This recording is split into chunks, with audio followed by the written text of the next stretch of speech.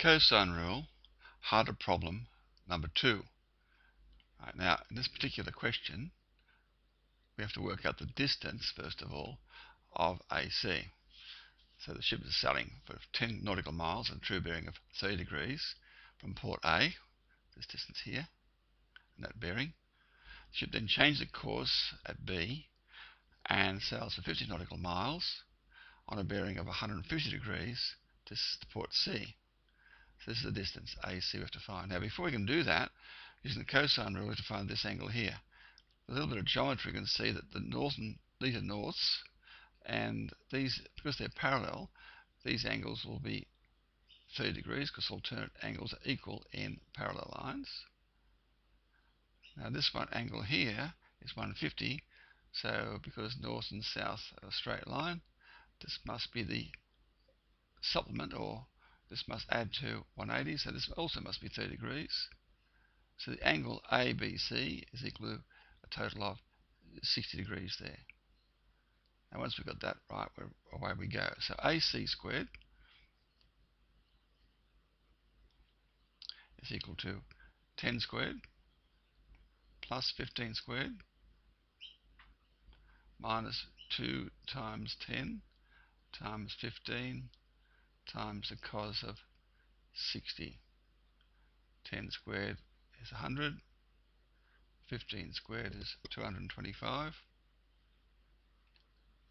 The cos of 60 is a half again, so this will cancel out with this. So we'll just get minus 150,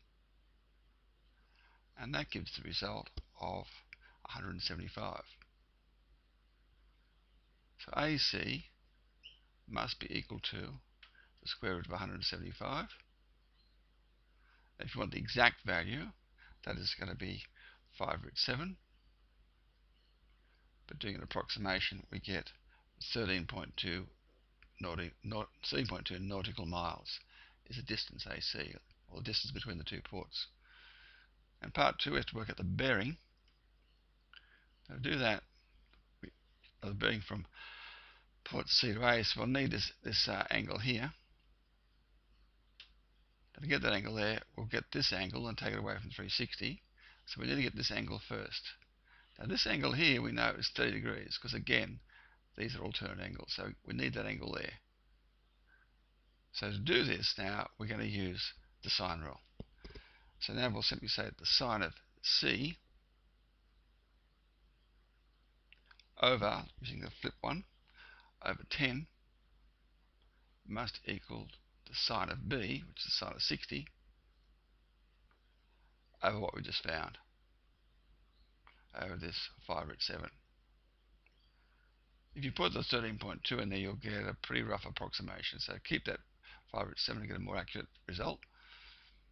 So sine C must be equal to, multiplying both sides by 10, 10 times the sine of 60, which is root 3 over 2, times 1 over 5 root 7.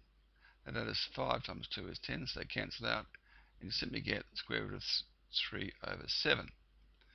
And when you work that out in your calculator, you get C is approximately equal to 41 degrees. So 41 degrees and the 30, putting that 41 up there, give you 71 degrees. And so the bearing is 360 minus the 71, which gives you a bearing of 289 degrees. Okay, that's the bearing from C to A. So that angle there is 289 degrees, the true bearing. Okay, well that's a fairly standard question you'll see in HSC papers over the years. So I hope you enjoyed that, and again, thank you for watching.